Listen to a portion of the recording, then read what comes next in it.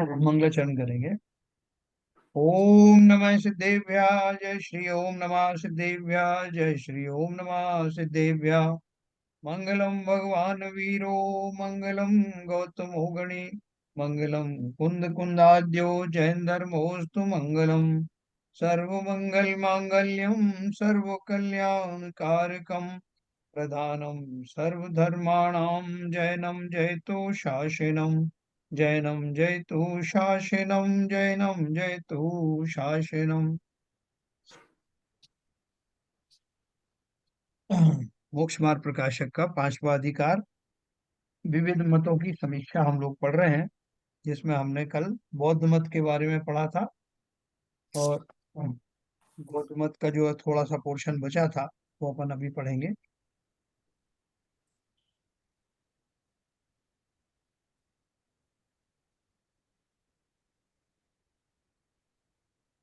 देखो, हमने ये देखा था कि जो बौद्ध धर्म है वो सभी चीजों को क्षणिक मानते हैं, है ना। तो पहले भी अपन ये सब पढ़ चुके हैं। यहाँ उन्होंने लिखा था, सत सर्व संस्कार क्षणिक हैं, ऐसी वासना सो मार्ग है, परंतु बहुत काल स्थायी कितनी ही वस्तुएं प्रत्यक्ष देखी जाती हैं, है ना। बहुत सारे जो हमारे ऐसे दीर्घकालीन स्किन स्कंद आदि हैं, इवन जो बहुत सारी जो अकृत्रिम वस्तुएं हैं, जैसे सुमेरु पर्वत आदि हुआ, या और भी हैं, सूर्य चंद्रमा आदि जो सब वस्तुएं हैं, वो सब प्रत्यक्ष देखी जाती हैं और कोई भी क्षण भर में समाप्त होती दिखाई देती नहीं। तो बोल रहे हैं, परंतु बहुत काल स्थायी कितनी ही वस्तुएं प्रत्यक्ष देखी जाती हैं। तू कहेगा एक अवस्था नहीं रहती, सो यह हम भी मानते हैं। पर्याय बदलती है, अपन भी मानते हैं। सूक्ष्म पर्याय क्षण स्थायी हैं तथा उसी वस्तु का नाश मानते हैं, परंतु यह तो होता दिखाई नहीं देता, हम कैसे माने। कोई भी वस्तु कभी भी, सिद्धांत के अनुसार वैज्ञानिक भी मानते हैं कि वस्तु नष्ट नहीं होती, उसकी पर्याय उसकी अवस्थाएं बदलती रहती हैं। तो सूक्ष्म पर्याय क्षण स्थायी है तथा उसी वस्तु का नाश मानते हैं, परंतु यह तो होता दिखाई नहीं देता, हम कैसे माने। तथा बाल वृद्धादि अवस्था में एक आत्मा का अस्तित्व भाषित होता है। यदि एक नहीं है तो पूर्व उत्तर कार्य का एक कर्ता कैसे मानते हैं। ये अपन ने बात करी थी ना कल, कि वो बोलते हैं कि बाल अवस्था में एक ही आत्मा नहीं रहती, वो अलग अलग आत्माएं हो जाती हैं। तो बोले अगर एक नहीं है तो पूर्व और उत्तर कार्य का एक कर्ता कैसे मानते हैं। कि हम ये बात करते हैं कि बचपन में मैं ऐसा किया करता था, या कोई कहे कि जो है ये व्यक्ति बचपन में ऐसा था, बुढ़ापे में ऐसा हो गया, तो एक ही व्यक्ति की बात की जाती है पूर्व और उत्तर में। यदि तू कहेगा कि ऐसा संस्कार से है, तो संस्कार किसके हैं। जिसके हैं वह नित्य है या क्षणिक है। तो संस्कार की जब भी अपेक्षा से बात करते हैं तो संस्कार में वो व्याप्त होगा ना संस्कार, कि वही जो है जो अ, बाल अवस्था में जो व्याप्त था वही जो वृद्ध अवस्था में व्याप्त हुआ, तो क्षणिक कैसे हो गया। नित्य है तो सर्व क्षणिक कैसे कहते हैं। क्षणिक है तो जिसका आधार ही क्षणिक है, उस संस्कार की परंपरा कैसे कहते हैं। जब आप बोल रहे हैं कि वो आत्मा तो अलग अलग है, लेकिन संस्कार बस जो ऐसा दिखाई देता है कि वो उसी के कार्य हो रहे हैं, तो संस्कार भी कोई चिरस्थायी तो है नहीं। इनकी इनकी फिलॉसफी के हिसाब से तो संस्कार भी नाशवान हुए। तो बोल रहे हैं उस संस्कार की परंपरा कैसे कहते हैं। तथा सर्व क्षणिक हुआ, तब आप भी तो क्षणिक हुआ। तू ऐसी वासना को मार्ग कहता है, परंतु इस मार्ग के फल को आप तो प्राप्त करता ही नहीं, किस लिए इस मार्ग में प्रवर्तता है। जब जो पाने वाला है वो स्वयं ही क्षणिक है, तो वो किसी मार्ग में उसको लगने का कारण ही नहीं है, किस लिए लगेगा। तथा तेरे मत में निरर्थक शास्त्र किस लिए बनाए। जब सब कुछ क्षणिक है, तो वो फिर जो शास्त्र जो है वो बनाए किस लिए गए हैं। उपदेश तो कुछ कर्तव्य द्वारा फल प्राप्त करने के अर्थ दिया जाता है, इस प्रकार यह मार्ग मिथ्या है। बोले कि जो उपदेश जो दिया जाता है उसके पीछे कुछ ना कुछ एम होता है, कुछ लक्ष्य होता है। जब तुम्हारे सब कुछ ही क्षणभंगुर है, नाशवान है, तो फिर उपदेश के द्वारा क्या प्राप्त करने का उपदेश दिया जाता है। जो जिसे प्राप्त करने का उपदेश दिया जाएगा वो भी क्षणिक है। तथा रागादि ज्ञान संतान वासना का उच्छेद अर्थात निरोध उसे मोक्ष कहते हैं, है ना। क्या बोल रहे हैं, तथा रागादिक ज्ञान संतान वासना का उच्छेद अर्थात निरोध उसे मोक्ष कहते हैं। परंतु क्षणिक हुआ तब मोक्ष किसको कहता है? मोक्ष भी क्षणिक ही है। और रागादि का अभाव होना तो हम भी मानते हैं, हमारे यहाँ भी बोलते हैं ना कि रागादि के अभाव, राग द्वेष का अभाव होने के बाद ही जीव मोक्ष को प्राप्त करता है। लेकिन पर हम ये किस अपेक्षा से मानते हैं? हाँ। रागादिक ज्ञान संतान वासना का उच्छेद, इसका मतलब क्या हुआ? राग आदि का समाप्त होना, ज्ञान का समाप्त होना, वासना का जो श्रृंखला है उसका समाप्त होना, या ज्ञान संतान या ज्ञान की संतति और वासना का समाप्त होना, उसे मोक्ष कहते हैं। मतलब ये सब चीजें जब निकल जाती हैं तो उस अवस्था का नाम मोक्ष है, ऐसा वो मानते हैं। जिसमें ज्ञान राग भी चले क्या? जाए, ज्ञान भी चले जाए, वासना भी चली जाए, तब वो उस अवस्था को मोक्ष कहते हैं। तो ये बोल रहे हैं परंतु क्षणिक हुआ तब मोक्ष किसको कहता है? जिसे मोक्ष मान रहे हो, इन सब के जाने के बाद जिस मोक्ष तत्व की बात कर रहे हो, वो मोक्ष जो है वो भी तो क्षणिक हुआ ना। तो बोले और ये सारी चीजें अगर क्षणिक हुई, क्षणिक हुआ तब मोक्ष किसको कहता है? और रागादि का अभाव होना तो हम भी मानते हैं। इन जो चीजें बताई उन्होंने, रागादि, ज्ञान संतान वासना आदि, इसमें जो रागादि का अभाव है वो तो हमारे यहाँ जैन सिद्धांत में भी मानते हैं कि समस्त रागों से निकलने के बाद वीत रागी होने से मोक्ष मार्ग प्रशस्त होता है। परंतु ज्ञानाधिक अपने स्वरूप का अभाव होने पर तो अपना ही अभाव हो जाएगा। अगर ज्ञान के अभाव को मोक्ष कहते हो तो ज्ञान तो आत्मा का स्वभाव है, स्वरूप है। अगर ज्ञान ही समाप्त हो गया तो आत्मा ही समाप्त हो गई। तो बोल रहे हैं कि फिर अपना ही अभाव हो जाएगा। उसका उपाय करना कैसे हितकारी होगा? यानी अपने स्वयं के अभाव का उपाय करने से क्या प्राप्त होने वाला है?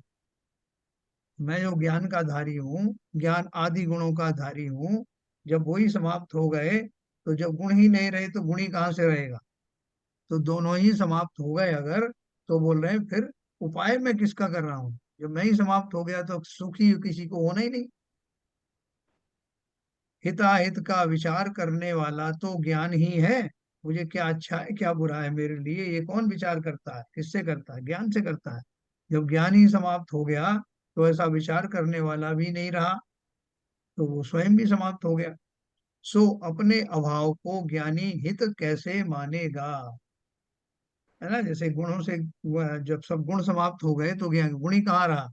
जब वही दोनों ही समाप्त हो गए, गुण नहीं रहे कि गुण ही नहीं रहा, तो फिर किसके हित की बात कर रहा है और कौन कर रहा है? सब कुछ समाप्त हो गया। तथा बौद्ध मत में दो प्रमाण मानते हैं, प्रत्यक्ष और अनुमान। इसके सत्य असत्य का निरूपण जैन शास्त्रों से जानना।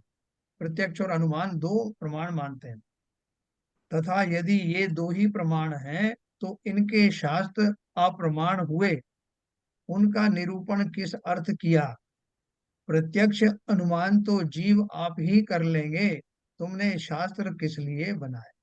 देखो, हमारे जो भी शास्त्र बनाए जाते हैं उसमें एक थ्योरी होती है, सिद्धांत होते हैं, और उसमें उन सब चीजों के बारे में वर्णन किया जाता है। प्रमाण के बारे में भी चर्चा होती है। और जो अनुमान आदि हैं, अनुमान की जो है, जैसे मति ज्ञान, मति श्रुति ज्ञान में जो उनका एक उनके भेद होते हैं, उसमें अनुमान आदि भी होता है, स्मृति आदि भी होती है।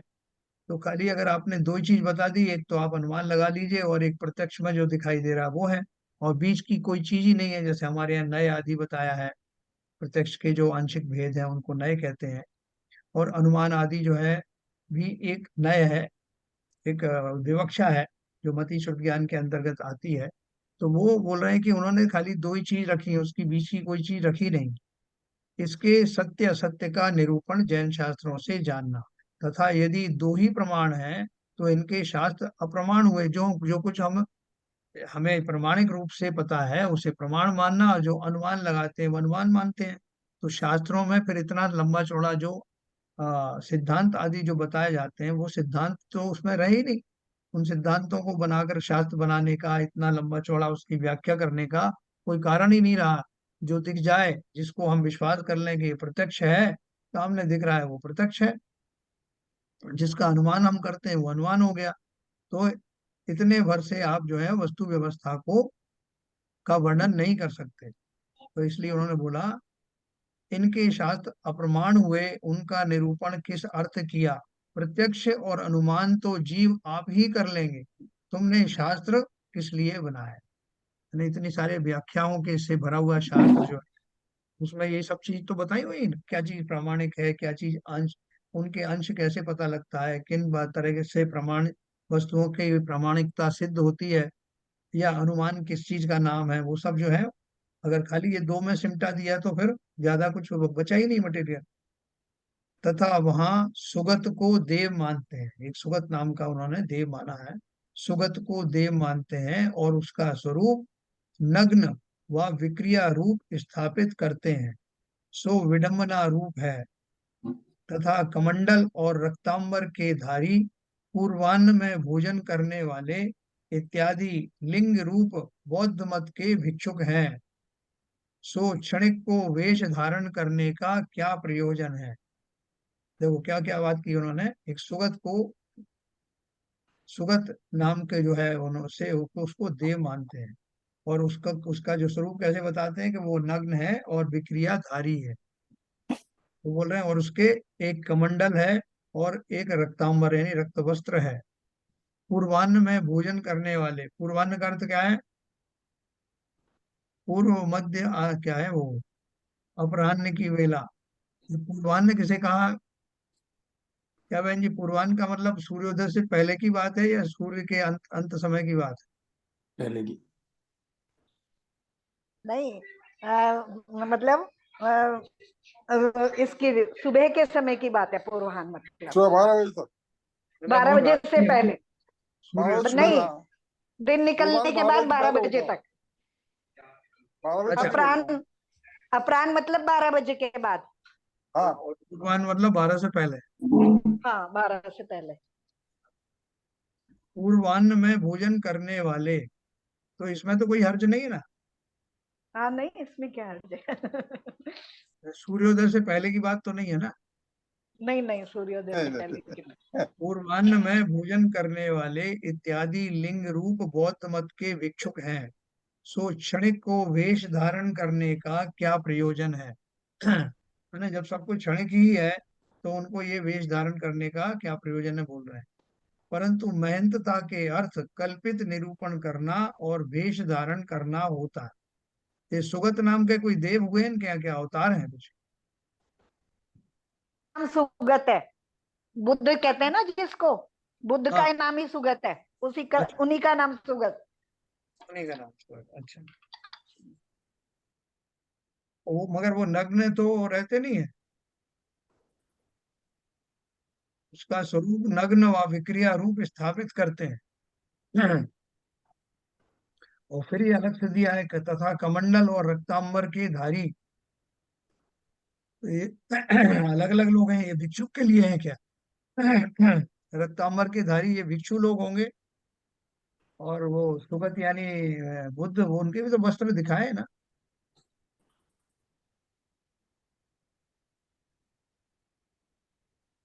क्या बहन जी? अरे मैं बोलती जा रही थी, मेरा वो बंद था। हाँ, जो ये बुद्ध भिक्षु का रूप दिखाया, लाल रंग का एक कपड़ा लपेटे रहते हैं, और वो एक कमंडल रखते हैं, ये उनका भिक्षु रूप दिखाया। और जब उनको निर्वाण प्राप्ति के बाद की जो उनकी अवस्था दिखाई है, वो उनकी कपड़े और उससे कमंडल से रहित बताई है, वो नग्न अवस्था बताई है। और वहां उनको सुगत कहा है। सुगत मतलब यानी जिन्होंने सुगति को प्राप्त कर लिया, यानी निर्वाण को प्राप्त कर लिया, ऐसा वो मानते हैं। मगर उनका तो ये बुद्धों की जो भी मूर्तियां जो दिखाते हैं, उनमें उनकी कॉपी या लंगोट हाँ वगैरह देते हैं शायद, नहीं हाँ, दिखाते? लंगोट वगैरह नहीं होते, कुछ नहीं होते, एक लाल रंग का कपड़ा पूरा होता है, लपेटे रहते हैं जो इस तरीके से, तो वो दिखाए हैं बस, और एक कमंडल रहता है उनका। मतलब बुद्ध के भी ऐसे ही था और उनके भिक्षुओं का भी और ऐसे ही बुद्धों था। के भी, हाँ हाँ, उनका वो उनका भिक्षु रूप बताते हैं, और ऐसा ही भेष को खुद भी धारण करते हैं। और इनके भी बहुत सारे अलग अलग मत हो गए हैं, अब तो खाली एक जैसे नहीं है, उसमें भी अलग अलग प्रकार के हो गए। कोई बुद्ध की तरह से एक कपड़ा लपेटते हैं, कोई एक नीचे बांध लेते हैं और एक ऊपर दूसरा डालते हैं, तो अलग अलग से उनके भी, और उनके वो भी हो गए हैं अलग अलग। हमारी तरह जैसे हमारे यहाँ दिगंबर सितंबर है ना, ऐसे उनके भी भेद हैं, बुद्धों के भी। हाँ, बट उनको कुछ है, हाँ, कुछ गौतम बुद्ध को। अहिंसावादी हैं और कुछ हिंसावादी भी हैं। हम्म, जैसे ये चाइना में भी बौद्ध धर्म को मानते हैं, लेकिन हिंसक भी हैं साथ में। तो उसमें कुछ, कोई मत उनका हिंसावादी है, कोई अहिंसावादी है, दोनों तरह के हैं। इनकी जो जो जो स्टेचूज और प्रतिमाएं जो मिलती हैं गौतम हाँ बुद्ध वो, की, उनमें तो हाँ एक वस्त्र भी थोड़ा दिखाते हैं ना, ऊपर लिपटा हुआ है, या नहीं हाँ वो, दिखाते? हाँ वो उनका नग्न रूप नहीं दिखाते हैं। नग्न हाँ रूप की प्रतिमाएं नहीं है उनकी कहीं भी। हाँ। हाँ, क्योंकि नग्न प्रतिमाएं दिखाएंगे तो फिर वो जैनियों की प्रतिमाएं हो जाएंगी ना, तो वो नग्न प्रतिमा नहीं बनाते हैं। लेकिन जो उनकी निर्वाण अवस्था बताते हैं, उस निर्वाण अवस्था को वो कपड़े और कमंडलू से रहित बताते हैं, ऐसा उसका वर्णन करते हैं अपने शास्त्रों में। इस प्रकार बौद्धों के चार प्रकार हैं। देखो जैसे बहन जी कह रही हैं ना, इसमें चार प्रकार उन्होंने बता दिए हैं। इस प्रकार बौद्धों के चार प्रकार हैं: वैभाषिक, सौत्रांतिक, योगाचार और माध्यमिक। वहाँ वैभाषिक तो ज्ञान सहित पदार्थ को मानते हैं। सौत्रांतिक प्रत्यक्ष यह दिखाई देता है, यही है, इससे परे कुछ नहीं है, ऐसा मानते हैं। योगाचारों के आचार सहित बुद्धि पाई जाती है। तथा माध्यमिक हैं, वे पदार्थ के आश्रय बिना ज्ञान ही को मानते हैं। वे अपनी अपनी कल्पना करते हैं, परंतु विचार करने पर कुछ ठिकाने की बात नहीं है। है ना? तो ये तरह तरह के, ये चार तो उन्होंने मुख्य बताए हैं, जैसे बहन जी बोल रही हैं, हाँ और भी उनमें उपभेद रहे होंगे। हाँ, बहुत। उसमें भी जो नए नए साधु आते रहते हैं, उनके अपने मठ बनते जाते हैं। तो उनके अपने चोषण ज्ञान से जो जो आता जाता है वो बताते जाते हैं, और वैसी वैसी परंपरा चलाते जाते हैं। अपने को महंत बनाने के लिए अपनी परंपरा अलग चला ली, थोड़ा सा वेरिएशन कर दिया, कपड़ों के रंग में वैरायटी वेरिएशन कर दिया, कोई और दूसरी चीजों में कर दिया, और वो अपने आप को वो अलग पंथ का जो है वो बना देते हैं अपने आप। इस प्रकार बौद्ध मत का निरूपण किया। अब देखो एक मत आ रहा है चारवाक मत, है ना? बौद्ध मत के बारे में ये बहुत संक्षेप में बताया है। इसका और भी बहुत विस्तार है कि वो अपने भोजन में क्या ग्रहण करते हैं, उनकी जो गोचरी भिक्षुपना है उसमें वो क्या क्या चीजें ग्रहण करते हैं। तो मैंने तो कहीं ये भी पढ़ा था कि वो इवन कोई अगर वो मांस भी उनको भिक्षा में देता है तो उसे भी वो ग्रहण करते हैं। तो बहुत सब सारी चीजें तरह हैं के जैसे। हैं, अहिंसा अहिंसावादी भी हैं। कुछ ऐसे हैं जो केवल बिना उसके भी भोजन करते हैं, मांस इत्यादि का नहीं करते। कुछ लोग कर लेते हैं। बहुत हाँ, तरह के हैं, अलग अलग हैं सब, उनके भी बहुत सारे मत है उनके भी। तो ये हो गया बौद्ध मत के बारे में। फिर चारवाक मत। अब देखो बहुत सारे लोग जो है वो बौद्ध मत से और उसकी तुलना कर देते हैं कि साहब जैन धर्म है और वो, उसमें कोई फर्क नहीं है, कोई विशेष फर्क नहीं है। वो गौतम बुद्ध को वहां पर जो है बोधि हुआ था, बोधि वृक्ष के नीचे, तो बोधि का अर्थ लोग केवल ज्ञान से जोड़ देते हैं कि उनको भी ज्ञान प्राप्त हुआ था, साहब उनको केवल ज्ञान प्राप्त हुआ था। तो वो बोधि जो है उनकी जो है वो केवल ज्ञान के समकक्ष नहीं था। तो उनको कोई छोटा मोटा हो सकता है कि कोई लब्धि या कुछ प्राप्त हो गई हो, उनको कोई रिद्धि वगैरह प्राप्त हुई हो, बाकी केवल ज्ञान के समकक्ष तो था ही नहीं।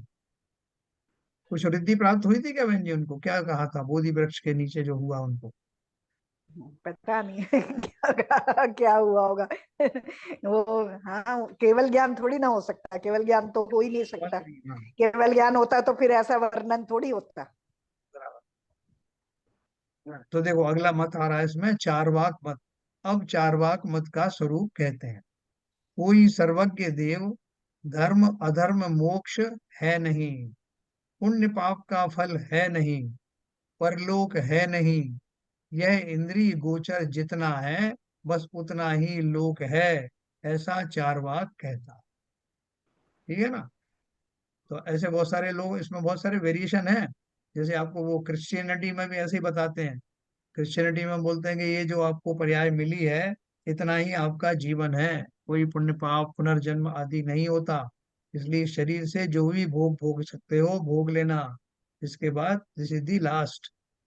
तो उससे लगभग मिलता जुलता उनका यही है कि कोई सर्वज्ञ देव, धर्म अधर्म मोक्ष है नहीं, पुण्य पाप का फल है नहीं, परलोक है नहीं, यह इंद्रिय गोचर जितना है वह लोक है, ऐसा चार्वाक कहता है। सो वहां उससे पूछते हैं, सर्वज्ञ देव इस काल क्षेत्र में नहीं है या सर्वथा सर्वत्र नहीं है? इस काल क्षेत्र में तो हम भी नहीं मानते हैं कि अभी जो पंचम काल चल रहा है इसमें जो है हमारे कोई भी तीर्थंकर आदि नहीं होते, कोई भी अरहंत नहीं होते। तो ये तो हम भी मानते हैं कि काल की विपरीतता के कारण, क्या काल दोष के कारण या इस काल में ऐसा ही होता है, तो या नहीं मिलते। लेकिन सर्व काल क्षेत्र में तो ऐसा नहीं है। हमारे यहाँ भी जो है ये इस काल में भी, जहाँ दूसरी जगह पे चतुर्थ काल चल रहा है, विदेश क्षेत्र आदि है, वहां तो अभी भी है, परंतु सर्वकाल क्षेत्र में नहीं है, ऐसा जानना सर्वज्ञ के बिना किसके हुआ। तो बोले अगर सर्वज्ञ ही नहीं है तो आपको, आपने ये कैसे जान लिया कि ये सर्वज्ञ है ही नहीं, कहीं नहीं है, किसी काल में नहीं है? तो किसने आपको बताया? या तो हम ही सब सर्वज्ञ हो गए। सर्वज्ञ के बिना किसके हुआ, जो सर्व क्षेत्र काल की जाने वही तो सर्वज्ञ है, और नहीं जानता तो निषेध कैसे करता है? बोलते हैं दोनों तरह से। अगर तुम बोलते हो कि नहीं इतना ही लोक है, इसके अलावा कुछ नहीं है, कोई सर्वज्ञ नहीं है, तो किसने जाना? तो जिसने जाना उसके ज्ञान को में इतनी क्षमता होगी कि वो सब जानता है कि इसके अलावा कुछ है ही नहीं। तो फिर तुम ही सर्वज्ञ हो गए, तो ये वो कह रहे हैं। तो क्या वो सर्वज्ञ जो जानता है कि कोई नहीं जानता, वो हाँ, सर्वज्ञ हो गया? हाँ, जो ये डिक्लेयर कर रहा है कि कोई सर्वज्ञ है ही नहीं, कोई पुण्य पाप का फल नहीं है, परलोक आदि कुछ नहीं है, तो जिसने ये जाना, तो उस वो, और वो ये मानता है कि जो मैं कह रहा हूँ वही सब कुछ सही है, तो उसने सब कुछ जान लिया तो वही सर्वज्ञ हो गया। तो फिर सही सर्वज्ञ की बात है। हाँ, तो जो सर्व क्षेत्र काल की जाने, और वो भी ये भी कह रहा है कि न केवल यहाँ बल्कि जितना भी क्षेत्र है उन कहीं भी सर्वज्ञ होता नहीं, कहीं भी पुण्य पाप का खेल होता नहीं, तो उसको अपने ज्ञान को इतना प्रामाणिक मानता है तो वही सर्वज्ञ हो गया। तथा धर्म अधर्म लोक में प्रसिद्ध हैं, है ना? कि पंडित जी क्या बोल रहे हैं कि समस्त लोक में धर्म और अधर्म की बात सब लोग जानते हैं। यदि वे कल्पित हों तो सर्वजन सुप्रसिद्ध कैसे होते, तथा धर्म अधर्म रूप परिणति होती देखी जाती है, उससे वर्तमान ही में सुखी दुखी होते हैं, इन्हें कैसे ना माने? अपन कोई अपने ऊपर अत्याचार करता है तो उसको बुरा कहा जाता है कि ये सब अधार्मिक कार्य हो रहे हैं, और अच्छा होता है तो अपन कोई धार्मिक की उसकी जो है सब लोग कल्पना करते हैं कि धार्मिक कार्य हो रहा है, अच्छे कार्य हो रहे हैं, धर्म आदि के करने से जो है ये पुण्य आदि मिलते हैं। तो ये ऐसा तो लगभग सारा जगत मानता है। तो बोल रहे हैं कि आप इन्हें कैसे ना माने, और मोक्ष का होना अनुमान में आता है। क्रोधाधिक दोष किसी के हीन है, किसी के अधिक है। देखो, मोक्ष का होना अनुमान में आता है, क्या अर्थ क्या है? कि अभी बहुत सारी चीजें ये तो आपको प्रत्यक्ष दिख रही हैं, जो कि सामने कोई आदमी सुखी है, कोई दुखी है, किसी के कृत्य जो है अधार्मिक कहे जाते हैं, किसी के कार्य धार्मिक कहे जाते हैं, किसी को अच्छा बुरा कह दिए, तो प्रत्यक्ष में दिखाई देता है। आप भले ही मोक्ष की बात करते हो, तो मोक्ष में तो, मोक्ष की तो थ्योरीज है। मोक्ष का होना अनुमान में आता है। क्रोधाधिक दोष किसी के हीन है, किसी के अधिक है, सो मालूम होता है किसी के इनकी नास्ती भी होती होगी। यानी अपन जो डिराइव करते हैं डेरिवेशन, वो कैसे करते हैं? जैसे बोलते हैं कि जहाँ धुआं दिखाई दे रहा है वहां अग्नि भी होगी, ऐसा अनुमान अपन डेरिवेशन से लगाते हैं ना।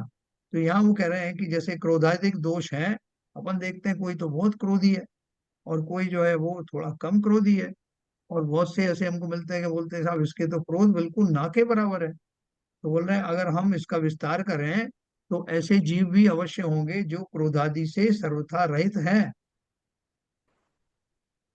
तो मालूम होता है कि किसी के इनकी नास्ती भी होती होगी, और ज्ञानादि गुण किसी के हीन हैं, किसी के अधिक भाषित होते हैं, इसलिए मालूम होता है किसी के ये संपूर्ण भी होते होंगे। यानी अपन एक्स्ट्रापोलेट करें ना, तो ऐसा हो जाता है।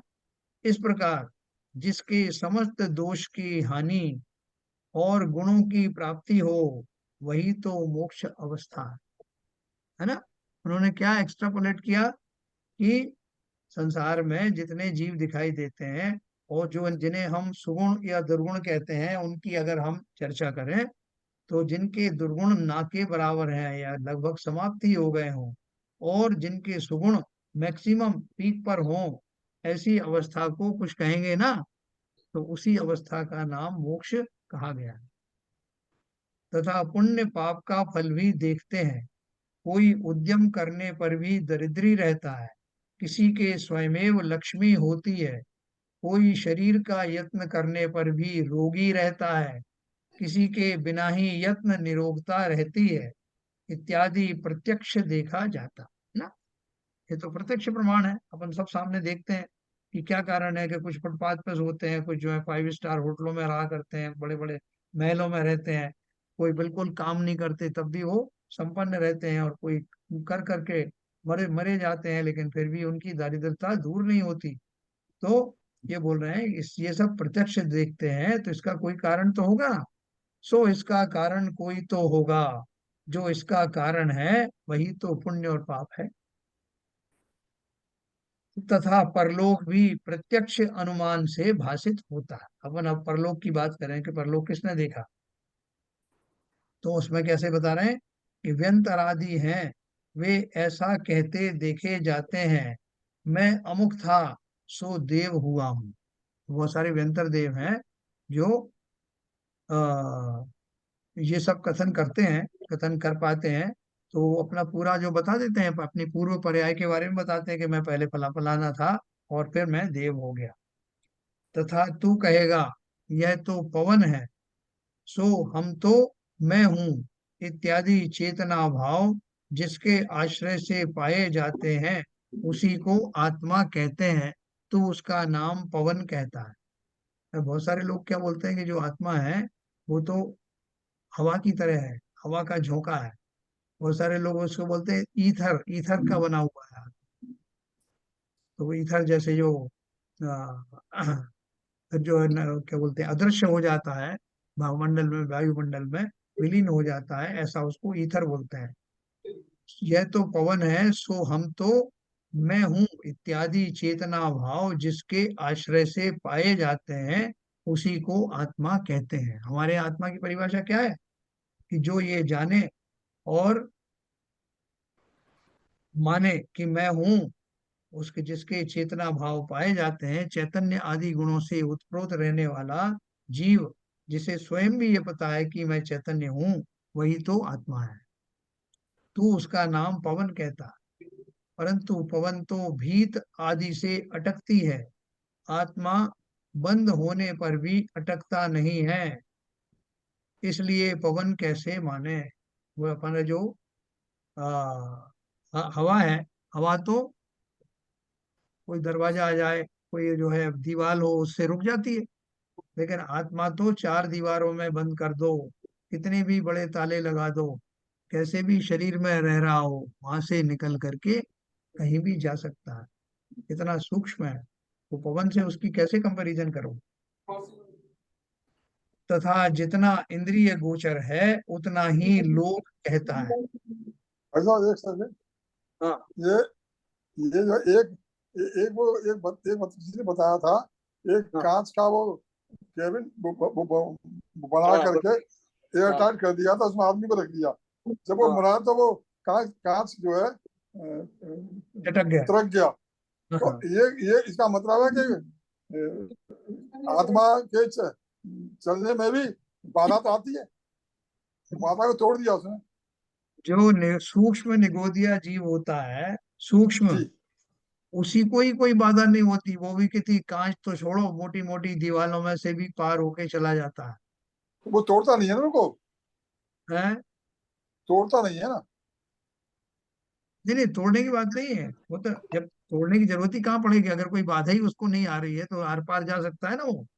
नहीं तो सर निगोदिया। मैं क्या कहना चाह रहा था, ये कभी कहीं कहाँ पढ़ कहीं हमने ये पढ़ा था कि एक एयर टाइट करके कांच के कांच के उसमें आदमी को रख दिया जो मरने वाला था।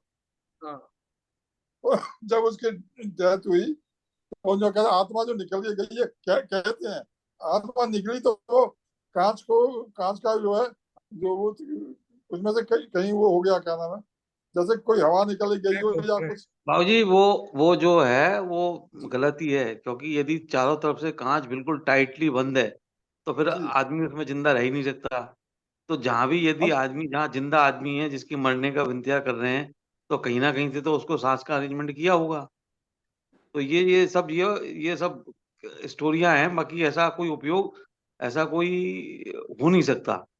क्योंकि ठीक। आप एकदम पूरा चारों तरफ से कांच को पैक करके आदमी को रखोगे तो नहीं, आदमी वो सांस तो कहाँ से मरने लेगा? वाला था, मतलब मरने वाला आदमी था, तो उसको मरने रख दिया वाला, तो उसमें। मरने वाले में भी तो उसको 10-5 सेकंड, 2 मिनट, 1 मिनट रहेगा। तो मतलब वो नहीं नहीं, प्रोग। देखो, बेसिक सिद्धांत की बात अपन कर रहे हैं, शैलेंद्र मैं जो आपको शैलेंद्र बात कर रहा शैलेंद्र हूँ, जी, एक सेकंड, हाँ, एक सेकंड, शैलेंद्र निगोदिया जी, जी की मैंने आपसे बात हाँ करी, एक एक सेकंड, एक सेकंड, डिवीजन साहब, एक मिनट। जब मैं आपको बात सूक्ष्मता की बात कर रहा हूँ, तो जो प्रकाश है, प्रकाश कितना सूक्ष्म होता है, लेकिन प्रकाश जो है उसमें से निकल जाता है ना, कांच पात में से निकल जाता है, उससे अनंत गुना सूक्ष्म जो है आत्मा होता। नहीं, बिल्कुल आप तो सही कह रहे हैं। जैसे यदि एकदम एयर टाइट पैक आप कोई भी आइटम कर दो और बरसों बाद उसको खोला जाए तो उसके अंदर आपको घुन और वो जो आपके जो रेशे जो कैसे लार वाले जो बनते हैं ना, आप जैसे वो कैसे झींगुर और वो सब कैसे, मतलब झींगुर नहीं, वो जो एक तरीके समूचे से नहीं, जीव पैदा हो समूचे। जाते हैं, अंदर ही पैदा हो जाते हैं। तो कहीं ना कहीं तो उसमें सूक्ष्मता कैसे कैसे घुसी होगी, कहीं ना कहीं से घुसी होगी। नहीं देखिए शैलेंद्र जी, हम्म। ये प्रत्यक्ष उदाहरण है। जब कार बंद हो जाती है, हम्म। उसमें बैठा हुआ आदमी, उसकी डेथ हो जाती है, हम्म। उसको सांस नहीं मिलती है। हम्म। ये पहली बात तो ये है। हम्म।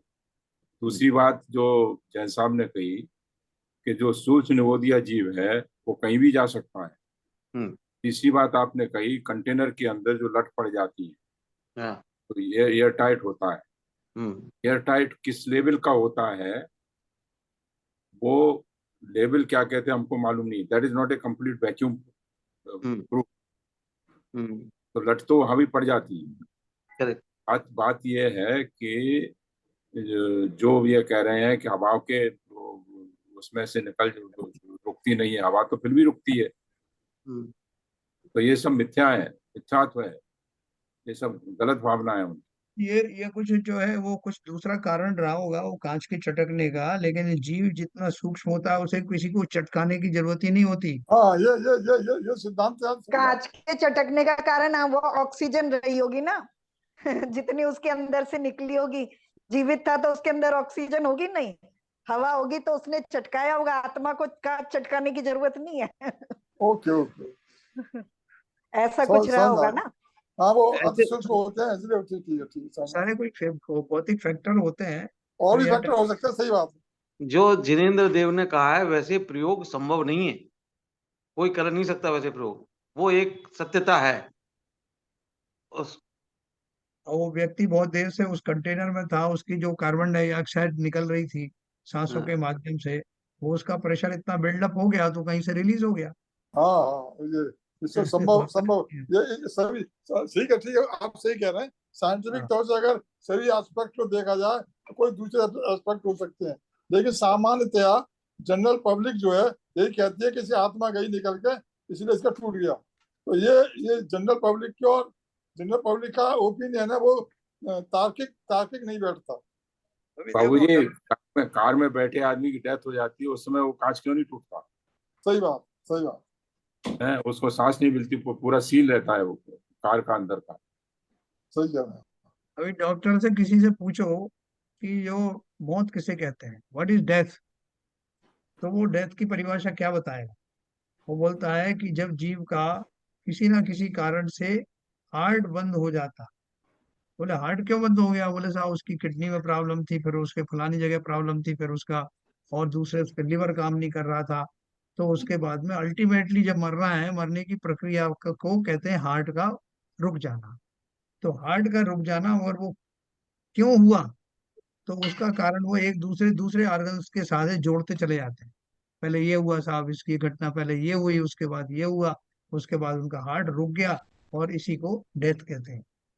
तो वो जो सीक्वेंस तो बता देंगे, लेकिन हार्ट रुका ही क्यों, या हार्ट रुकता ही क्यों है, तो वो उसको नहीं बताएंगे। मृत्यु के नाम का उनके यहाँ कोई वो नहीं है।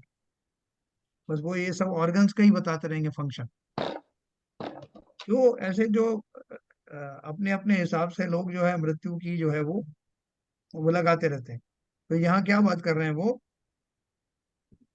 जितना इंद्रिय गोचर है उतना ही लोक कहता है। देखो मैंने आपको एक बार बताया था कि हमारे एक मित्र थे रावत बाटा में, तो उनके पिताजी जो है वो बहुत धार्मिक थे, जयपुर के रहने वाले थे, बहुत धार्मिक थे। और उनको एक बार मतलब उनकी जब पत्नी का जो है देहावसान हो गया, तो उनका सारा जो धार्मिक जो ज्ञान था वो सब एक तरफ धरा रह गया। और वो इतने विवल हो गए वो कि वो जो कुछ भी उन्होंने पढ़ा था थ्योरी में सबको झूठा ठहराने लग गए।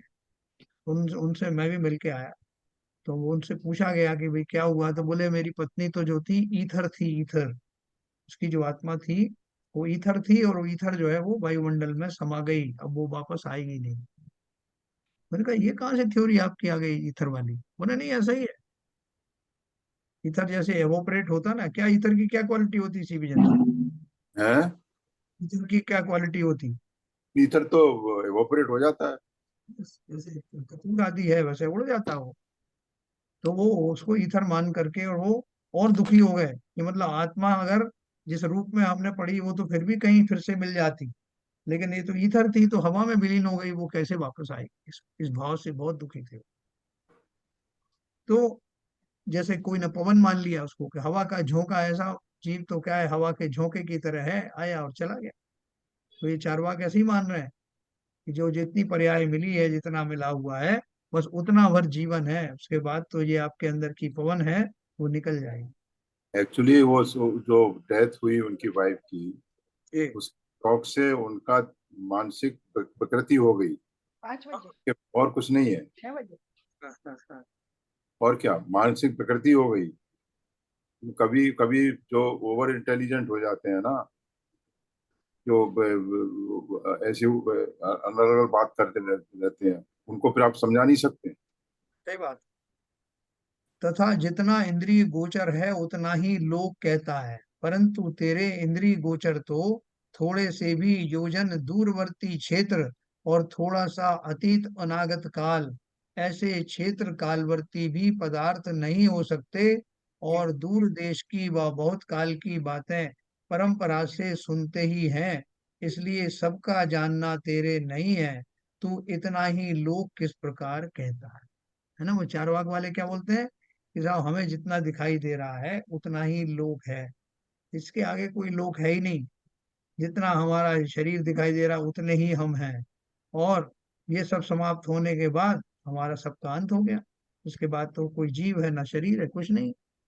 तो वो कह रहे हैं कि तुम्हें ये कैसे मालूम है कि तुम्हारी जितनी सामर्थ्य है देखने की जानने की, वो संपूर्ण सामर्थ्य है? क्योंकि प्रत्यक्ष में ही देखो, कोई एक कोस दूर देख सकता है, कोई आधा कोस देख सकता है, कोई जो है वो अ, थोड़ा सा भूतकाल का जान सकता है, कोई वो उसको वो स्मृति भी नहीं रहती, किसी को थोड़ी ज्यादा स्मृति रहती है।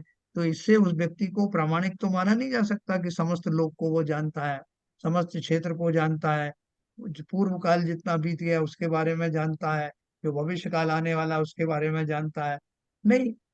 तो हर एक व्यक्ति का जो वर्तमान में जितना ज्ञान है, जितना ज्ञान का क्षोभ है, उससे वो जितना जानता है उतना ही जानता है, लेकिन इसका अर्थ ये नहीं कि लोक ही इतना ही बस है। तो बोल रहे हैं इसलिए सबका जानना तेरे नहीं है, तू इतना ही लोक किस प्रकार से कहता है। तथा चारवाक मत में कहते हैं कि पृथ्वी, अप, तेज, वायु, आकाश मिलने से चेतना हो आती है? ये बोलते हैं ना, 5 तत्व मिलने से चेतना हो बन जाती है। सो मरने पर पृथ्वी आदि यहाँ रहे, चेतनावान पदार्थ गया, सो व्यंतरादि हुआ, जो प्रत्यक्ष भिन्न भिन्न देखे जाते हैं। है ना? देखते हैं ना, जिस पृथ्वी पर से गया वो पृथ्वी तो यही रहे, यहीं पड़ी हुई है, लेकिन जीव चला जाता है और दूसरी गतियों में जाता है। बहुत सारे जो है व्यंतर आदि आते हैं, वो प्रत्यक्ष में आकर के कुछ हो जो संदेशा भी देते हैं, लोगों को उनका उनके अस्तित्व का एहसास भी हो जाता है। चेतनावान पदार्थ गया, सो व्यंतरादि हुआ, जो प्रत्यक्ष भिन्न भिन्न देखे जाते हैं। तथा एक शरीर में पृथ्वी आदि तो भिन्न भिन्न भाषित होते हैं, चेतना एक भाषित होती है ना। एक शरीर में जो बहुत सारे जो पदार्थ होते हैं वो सब अलग अलग दिखाई देते हैं ना, उसमें लिक्विड है, सॉलिड है, ये सब जो है अलग अलग दिखाई देते हैं, हड्डी है, मंजा है। वो बोल रहे हैं एक शरीर में पृथ्वी आदि तो भिन्न भिन्न भाषित होते हैं, चेतना एक भाषित होती है। चेतना अलग है, वो चेतना अगर मुर्दा है तो मुर्दे के अंदर बाकी सारे तत्व तो विद्यमान है ना, तो मुर्दा कैसे बन गया? उसके अंदर जो जो वायु थी वो भी है, उसके अंदर जो जल है वो भी पड़ा हुआ है, जो थोड़ी बहुत जो जो विद्युत आदि उत्पन्न होती थी वो सब भी है। तो फिर क्या चला गया जिसके कारण कि वो सारा सिस्टम धरा की धरा रह गया? तो वो इसका मतलब कुछ ना कुछ तो गया ना। अंग्रेजी में वो कहते हैं ना, something beautiful is vanished and we sigh for it in vain on the earth and in the sky but it never comes again. हो गया। शेक्सपियर ने लिखा है ये, कि वो जो चीज निकल जाती है वो कुछ तो है जो दोबारा नहीं आती उस शरीर में। एक शरीर में पृथ्वी आदि तो भिन्न भिन्न भाषित होते हैं, चेतना एक भाषित होती है। यदि पृथ्वी आदि के आधार से चेतना हो तो हाड़, रक्त, उच्छ्वास आदि के अलग अलग चेतना होगी। है, पृथ्वी आदि के आधार से है, अगर मान लो पृथ्वी के ऊपर टिके हुए हैं तो उनमें चेतना है, तो पृथ्वी पर तो चेतना के निकल जाने के बाद भी उस शरीर का हाड़ रहा, मांस है, रक्त है, सांस श्वास है, वो विद्यमान है, तो उनकी चेतना कहाँ है? तथा हाथ आदि को काटने पर जिस प्रकार उसके साथ वर्णादिक रहते हैं उसी प्रकार चेतना भी रहेगी। है ना, बोल रहे हैं कि चेतना को अगर उसके साथ ही जोड़ दिया जाए तो हाथ को काटने पर जैसे जो उसके जो रंग वगैरह होते हैं, उसी प्रकार से चेतना भी रहेगी। लेकिन चेतना तो रहती नहीं। खून से लथपथ जो है शरीर दिख सकता है, खून आदि दिख सकता है, लेकिन चेतना तो चली जाती है। तथा अहंकार और बुद्धि तो चेतना के हैं, सो पृथ्वी आदि रूप शरीर तो यहाँ ही रहा। तब व्यंतरादि पर्याय में पूर्व पर्याय का अहमपना देखा जाता है, सो किस प्रकार होता है? जैसे व्यंतर है, व्यंतर तो छोड़ो, बहुत सारे जब पुनर्जन्म लेकर के बहुत सारे बच्चे बता देते हैं कि मैं पहले वहां रहा करता था, वो मेरे माता पिता थे, उनका नाम भी बता देगा, और वो अपना मैं क्या क्या करता था सब बताएगा। और लोगों ने उसके प्रमाण खोजे, उन जगहों पर जाकर के उन जनों से बात भी किया, उन्होंने बोला हाँ हमारा ही बेटा था, इस नाम का था। तो व्यंतर आदि तो फिर और भी अवधि ज्ञान वगैरह के धारी होते हैं, लेकिन बोल रहे हैं व्यंतर आदि पर्याय में पूर्व पर्याय का अहमपना देखा जाता है। वो जानते हैं कि पूर्व पर्याय में क्या था, सो किस प्रकार होता है, तथा पूर्व पर्याय के गुप्त समाचार प्रकट करते हैं। वो आपको ऐसा क्लू देंगे जिससे आपको पता लग जाएगा कि जो यही व्यक्ति था। जैसे वो कोई कोई आदमी अपनी पत्नी को छोड़ करके और दूसरी पर्याय में आ गया, तो फिर वो बोलेगा कि ये मेरी पत्नी थी। इसको बहुत सारे ऐसे कोड वर्ड्स हैं जो वो जानती है, मैं कहूंगा तो वो पूछना, तो वो मुझे ही पता थे, तो वो कंफर्म कर देगी कि मैं ही उसका पति था। तो ऐसे वो बोल रहे हैं पूर्व पर्याय के गुप्त समाचार प्रकट करते हैं, सो यह जानना किसके साथ गया, जिसके साथ जानना गया वही तो आत्मा है। ठीक है ना, कि वो संस्कार जो है जिस जो लेकर के गया वही आत्मा है। जबकि ये क्या बोलता है, कोई आत्मा नहीं, कोई भगवान नहीं, कोई सर्वज्ञ नहीं, किसी को मानता ही नहीं। तथा चार्वाक मत में खाना पीना भोग विलास करना इत्यादि स्वच्छंद वृत्ति का उपदेश है। खाओ पियो मौज करो यही साथ जाएगा। हमारे यहाँ भी बहुत सारे लोग बोलते हैं ऐसा, हैं, चाहे वो मजाक में बोलते हो चाहे सीरियसली बोलते हैं कि भाई साहब क्या धरा है, मोक्ष देखा किसने है, यही स्वर्ग है यही नरक है, बढ़िया बढ़िया 56 प्रकार के भोजन करो और सब तरह ऐश करो, यही तो स्वर्ग है। तो वो कोई कोई तो मजाक में कहते हैं, कोई ऐसा सीरियसली ऐसा ही मानते हैं। तो ये चारवाक उसी में आते हैं। चारवाक मत में खाना पीना भोग विलास करना इत्यादि स्वच्छंद वृत्ति का उपदेश है, परंतु ऐसे तो जगत स्वयमेव ही प्रवर्तता है? वहां शास्त्रादि बनाकर क्या भला होने का उपदेश दिया? बोले ये तो तुम अगर शास्त्र नहीं भी लिखते या इस तरह का मत बनाते नहीं, तब भी सभी जीव तो ऐसा ही कर रहे हैं। स्वच्छंद रह करके अपनी स्वच्छंद वृत्ति से भोग आदि का सेवन कर रहे हैं। तू कहेगा कि तपश्चरण, शील, संयम आदि छुड़ाने के अर्थ उपदेश दिया, तो इन कार्यों में तो कषाय घटने से आकुलता घटती है, इसलिए यही सुखी होना होता है तथा यश आदि होता है। तू इनको छुड़ाकर क्या भला करता है। देखो उन्होंने क्या जवाब दिया उल्टा। उससे पूछा कि भैया ये तो सारे जीव स्वच्छंद पहले से ही घूम रहे हैं, इनमें तुमने शास्त्र बना करके और क्या कर दिया। तो वो क्या जवाब देता है। वो कहता है कि जो तप आदि की जो खोटी बातें लोगों के दिमाग में आ गई थी, तप करना, शील आदि का पालन करना, संयम पालन करना, ये सब खोटी बातें हैं जो उनके दिमाग से निकालना था, इसलिए हमने ये धर्म बनाया। जहाँ दूसरे धर्मों में उल्टा इसकी जो है प्रेरणा देते हैं, वहां ये कह रहे हैं इनको छुड़ाने के लिए हमने शास्त्र बनाया। तो वो बोल रहे हैं इन कार्यों में तो कषाय घटने से आकुलता घटती है, इसलिए यही सुखी होना होता है। जब कषाय घटती है तब जीव सुखी होता है, या कषाय बढ़ने से होगी। तथा यश आदि होता है, तू इनको छुड़ाकर क्या भला करता है। विषयासक्त जीवों को सुहाती बातें कहकर अपना व औरों का बुरा करने का भय नहीं है। स्वच्छंद होकर विषय सेवन के अर्थ ऐसी झूठी युक्ति बनाता। जो बाकी के और जो धर्म है जिनमें ऐसी खोटी बातें बताई हैं, जिनमें संयम आदि से बिल्कुल रहित था, बल्कि हिंसा आदि को ही धार्मिक कार्य बता दिया गया है कि बकरे को काटो, कुर्बानी करो, अल्लाह खुश हो जाएगा। हाँ, या जो है जो इस्लाम को नहीं मानते उनको मार डालो, अल्लाह खुश हो जाएगा। तो जहाँ ऐसी खोटी वृत्तियों को ही धार्मिकता का पुट दे दिया जाता है, वहां तो ऐसा ऐसी प्रवृत्ति को जीव धर्म के धर्म मान करके करें तो और स्वच्छंद होंगे कि हम तो पहले से ही अच्छा इन्हीं को मानते थे और आपने बता दिया कि ये तो धर्म है। तो इस प्रकार चार्वाक मत का निरूपण किया। हाँ, अब देखो ये है अन्य मत निराकरण उपसंहार, ये इसका उन्होंने कंक्लूड किया है। इसी प्रकार अन्य अनेक मत हैं, वे झूठी कल्पित युक्ति बनाकर विषय कषायासक्त पापी जीवों द्वारा प्रकट किए गए हैं। उनके श्रद्धानादिक द्वारा जीवों का बुरा होता है।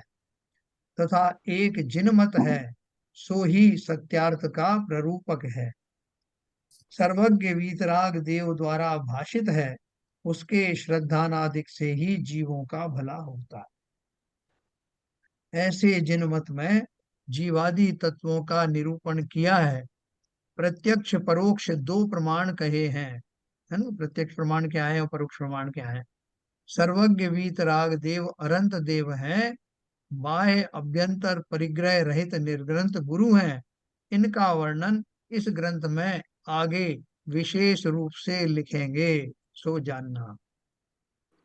यहाँ कोई कहे तुम्हारे राग द्वेष है, इसलिए तुम अन्य मत का निषेध करके अपने मत को स्थापित करते हो। यानी आप किसी का मुंह तो नहीं पकड़ सकते ना। वो बोला कि तुम्हें बड़े रागी द्वेषी हो तुम, इसलिए हमारे दूसरों के मतों में गलतियां निकालते रहते हो। उससे कहते हैं यथार्थ वस्तु का प्ररूपण करने में राग द्वेष नहीं है। कुछ अपना प्रयोजन विचार कर अन्यथा प्ररूपण करें तो राग द्वेष नाम पाएं। इसमें हमारा कोई स्वार्थ नहीं, हम तो जो वस्तु व्यवस्था है उसको तर्क से रूप से बतला करके ये सिद्ध करना चाहते हैं कि आकुलता ही दुखों की जननी है और निराकुलता होना ही सुख है। और जिसे सुखी होना है, वो हमेशा के लिए सुखी होना है या टेम्परेरी होना है। अगर हमेशा के लिए होना है तो वो जो जीव है वो भी हमेशा रहने वाला होना चाहिए। तो कहीं भी आप तर्क से निकालोगे तो बोल रहे हैं हमने जो सिद्धांत बताया है उस सिद्धांत को आप परख करके देखना। वो सिद्धांत किसी व्यक्ति को, किसी धर्म को, किसी मत को आहत करने के लिए नहीं है, लेकिन उनमें जो जो तर्क के तौर पर जो कसौटी पर जो सही नहीं है उन्हें खाली मात्र कहा। यथार्थ वस्तु का प्ररूपण करने में राग द्वेष नहीं है। कुछ अपना प्रयोजन विचार कर अन्यथा प्ररूपण करें तो राग द्वेष नाम पाए।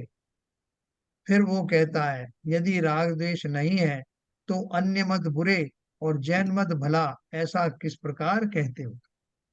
साम्य भाव हो तो सबको समान जानो, मत पक्ष किस लिए करते हो। है ना, हमारे यहाँ भी बहुत सारे लोग कहते हैं ना कि साहब वो जो है आ, लोग बोलते हैं कि ये धर्म में मत जाना, वो धर्म में मत जाना, ऐसा क्यों। हमारे यहाँ तो नमोकार मंत्र में भी यही कहा है, सर्व साधुओं को नमस्कार। तो बोले सर्व साधु का अर्थ क्या है, जो भी जिस भी वेश के धारी वे साधु हैं, चाहे वैष्णवों के हों, चाहे वो क्या बोलते हैं अजैनों के हों, है ना, सभी साधु एक उसमें रखो, तभी तो समता होगी। हम तो साहब बहुत सहिष्णु व्यक्ति हैं, हम तो बहुत ब्रॉड में हृदय वाले हैं। तो वो ब्रॉडनेस का अर्थ ये नहीं है कि कुछ भी अनर्गल वृत्ति को धारी करने वाले को साधु कहो। हमारे यहाँ जिन सर्व साधुओं को नमस्कार किया है वो कह कौन है, हमारी तो संतति वहां वहां से चलती है ऊपर से, अरहंत सिद्ध से, जो वीतरागी सर्वज्ञ और हितोपदेशी हैं। और उसी परंपरा में होने वाले साधु जो वीतरागता के पोषक हैं, उसी मार्ग को मानने वाले हैं, उन साधुओं को नमस्कार किया है। भ्रमित होने की आवश्यकता नहीं, अपने आप को बहुत ज्यादा ब्रॉड दिखाने के लिए कि समस्त के जगत के समस्त धर्म और समस्त गुरु एक समान है, सब अच्छे हैं, हम तो सब हमार तुम्हारी भी जय जय हमारी भी जय जय, न तुम हारे ना हम जीते। है ना, ये भाव नहीं। तर्क के कसौटी पर कस के देखना कि कौन साधु कहलाने के योग्य है। उन्होंने लिखा उससे कहते हैं कि हम बुरे को बुरा कहते हैं, भले को भला कहते हैं, इसमें राग द्वेष क्या किया। तथा बुरे भले को समान जानना तो अज्ञान भाव है, साम्य भाव नहीं है। अपन कहते हैं "नहीं साहब देखो ऐसा है कि सब किसी से देश मतलब सब बढ़िया है साहब, वो भी अच्छा है, जो जीवों को मार रहा है वो भी अच्छा है, जो जीवों को बचा रहा है वो भी अच्छा है, जो मांस भक्षण कर रहा है वो भी अच्छा है, जो शाकाहारी वो भी अच्छा है। तो तुमने फिर क्या ज्ञान रखा, क्या भेद किया, सभी अच्छा है तो फिर क्या जानना चाहते हो, क्या करना चाहते हो, कौन से आचरण की सराहना करना चाहते हो, कुछ निश्चित नहीं है। इसी बात का नाम तो संशय आदि अज्ञान है। तो अज्ञान भाव है, साम्य भाव नहीं है। फिर वो कहता है कि सर्व मतों का प्रयोजन तो एक ही है। अपन भी कहते हैं सारे भगवान सब कुछ एक है साहब, सब पे भगवान एक जैसे। और सर्व मतों का प्रयोजन तो एक ही है, इसलिए सबको समान जानना। देखो ये जो अंत में जो बता रहे हैं ये हमारे यहाँ जैनियों में भी बहुत प्रविष्ट हो गया।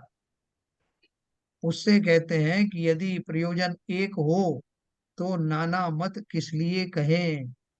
एक मत में तो एक प्रयोजन सहित अनेक प्रकार व्याख्यान होता है, उसे अलग मत कौन कहता है।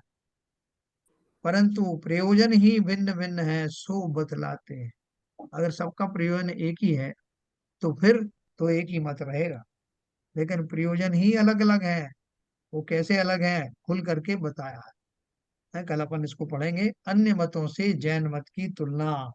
जितने जितने हमने भी मत पढ़े हैं, चारवाक के बारे में पढ़ा, बौद्धों के बारे में पढ़ा, उन सबको उन्होंने एक दो पैराग्राफ के अंदर पंडित जी ने कंपेयर कर दिया कि उनकी मान्यता क्या है, उसमें क्या गलती है, और जैन मत से वो कैसे कंपेयर करने पे कैसे खोटे पाए जाते। ये कल अपन इस जो छो बचा हुआ है थोड़ा सा, ये अपन पढ़ेंगे आ, इस पैराग्राफ में। और फिर फाइनली जो है उनको फाइनल आपका जो टच दे करके जिन मत में स्थापित करने के लिए आपको दूसरे मतों के ग्रंथोद्धरणों से जैन धर्म की समीचीनता और प्राचीनता की तुलना की गई है। ये सब लोग अपने धर्म को उसको सनातन बोलते हैं, तो वास्तव में सनातन कौन है इसको तर्क द्वारा पंडित जी ने सिद्ध किया। तो आज अपन यही समाप्त करेंगे और कल अपन इसके बारे में ये हाँ, इस प्रकार अन्य मतों का निरूपण किया। कल अपन इससे आगे पढ़ेंगे। तो विवेचन से लग रहा है कि कुछ इसमें धार है, पंडित जी ने धार दी है इसमें। पंडित जी ने बहुत गहराई से अलग अलग मतों को हमारे हाँ सामने आया। हमें तो पता ही नहीं था कौन कौन से मत होते हैं। अभी भी पढ़ तो जरूर गए, मगर सब ऊपर से निकल गए, समझ में आके ऊपर से निकल गया। वहां ध्यान नहीं कर सकते कौन कौन से मत। Correct correct. अभी अभी देखो ये जो अगला पैराग्राफ जो कल अपन पढ़ेंगे ना, तो उसमें जो जो आपने मत पढ़े उनकी समरी भी है 2-2 लाइन में, कि उनकी कुल मान्यता क्या है। तो तो बहुत भाई अच्छे साहब, से वर्णन किया। हाँ तो ये अन्य अन्य किसी शास्त्रों में इस प्रकार से विवेचन नहीं किया गया है। ये पहला हाँ शास्त्र ऐसा है जिसमें जी, अपने जैन धर्म को अन्य धर्मों के वो विवरण करके किस तरीके से वो स्थापित कर श्रेष्ठ रहे हैं, बने। कैसे दृढ़ता ला रहे हैं, और धर्म जो है और मत ऐसे हैं और हमारा मत ऐसा है। तो ये ऐसा मेरे ख्याल से किसी भी शास्त्र में कहीं कोई उल्लेख ही नहीं आया आज तक, न बिल्कुल आपने पढ़ने को मिला, न किसी को किसी किसी किसी पंडित ने और किसी ने बताया भी नहीं इस प्रकार से। नहीं, ऐसा नहीं है बाबूजी, अपने न्याय ग्रंथ सारे ऐसे ही हैं जो न्याय के बहन जी ग्रंथ हो हैं। सकता है, बहन जी हो सकता है मैंने ना पढ़ा हो। ये हाँ, मेरी आपने कमी क्या, हो वो सकती है। मुनियों में भी बहुत कम लोगों ने पढ़े हैं। एक अपने ये हैं आचार्य विद्यासागर महाराज के संग के हैं, सरल सागर महाराज हैं। जी मैंने उनका उनके जब मैं आश्रम गई थी तो वहां पे वो उन्हीं के शिष्य थे, तो वो बताते थे कि वो न्याय ग्रंथों के विशेष ज्ञाता है, उन्हें न्याय ग्रंथों का बहुत ज्ञान है। और उनके लिखे हुए भी मैंने कुछ पुस्तकें पढ़ी थी जहाँ, और अपना ये है ना जो न्याय ग्रंथ है, अमित गति आचार्य का परीक्षा मुख है, समंतव्रत आचार्य का आप्तमीमांसा है, और फिर उसकी परीक्षा मुख की टीका है, ये प्रभा चंद्र आचार्य की टीका है, प्रमेय कमल मार्तंड। ये जो हम पढ़ रहे हैं उसमें और ज्यादा हाई डिटेल में दिया पूरा का पूरा। नहीं, आप लेकिन सही कह रहे हैं, सिद्धांत शास्त्र में होगा अवश्य, लेकिन जैसे आदि पुराण सिद्धांत वगैरह शास्त्र हैं नहीं, वो या न्याय हमारे शास्त्र इसमें, कहलाते हैं, न्याय बहन ग्रंथ जी, कहलाते हैं वो। बहन वो जी आदि थोड़े पुराण कठिन है, वगैरह हैं पढ़ने और में जो नहीं आते, पढ़ने में नहीं आते बाबू जी, थोड़े कठिन है ना, तो वो हर हाँ किसी के हाँ, पढ़ने तो में ये हो नहीं आते। सकता है हमारी हाँ नॉलेज में नहीं हो, लेकिन ये जिस जिस सरल भाषा में जो अभी बाई चांस ये चला है ये, तो इससे हमें हाँ। कुछ ताज्जुब सा हो रहा है कि इस तरीके बाबूजी से। जब हम टीका पढ़ रहे हैं तो ही हमको समझने में दिक्कत हो रही है। जो बाबूजी, आप असली लोग ग्रंथ पढ़, अकाउंट और साइंस पढ़ने वाले लोग हो, आपने फिलोसफी कहाँ से पढ़ी होगी? हाँ, और जहाँ जहाँ जो गूढ़ ग्रंथ लिखे हुए हैं और बहुत जो इस तरीके से लिखा हुआ है उसका विवेचन तो पढ़ने के लिए उसकी बहुत तैयारी और पढ़ाई होती है उसके लिए, तब जाके वो समझ में आते हैं। चलिए लेकिन अच्छा है। एक बात है कि जो मंत्र है जैन धर्म का, कि आपको वीतरागता का, मतलब अल्टीमेट तो वही है। आप पढ़ो बाकी ना पढ़ो, लेकिन यदि वो पालन हो जाए तो सारे गूढ़ ग्रंथ आपकी समझ में आ जाते हैं। चलिए अच्छा, सौभाग्य मिला, बहुत बढ़िया रहा। चलिए कल अपन थोड़ा इसके बारे में जो और फाइनल टच है वो करेंगे, तो आपको और आनंद आएगा, जहाँ पूरी तरह स्थापित कर देंगे कि इसलिए लोक में सर्वमान्य और सर्व तर्कों के ऊपर में खरा उतरने वाला जैन धर्म मात्र है ना। कल अपन इसके बारे में चर्चा करेंगे। जिनवाणी स्तुति करें। मिथ्यात्म नाश वे को ज्ञान के प्रकाश वे को आपा पर भास वे को भानुसी बखानी है। छाहो द्रव्य जान वे को बंध विधि भान वे को स्वरूप छान वे को परम प्रमानी है। अनुभव बताए वे को जीव के जताए वे को काहू न सताए वे को भव्य उरयानी है। जहाँ तहाँ तार वे को पार के उतार वे को सुख विस्तार वे को यही जिनवाणी है। हे जिनवाणी भारती तो जपू दिन रैन जो तेरी शरणागहे सो पावे सुख चैन। जा वाणी के ज्ञान ते सूझे लोकालोक सो वाणी मस्तक धरूं सदा जेतूं दो। जिनवाणी माता की जय।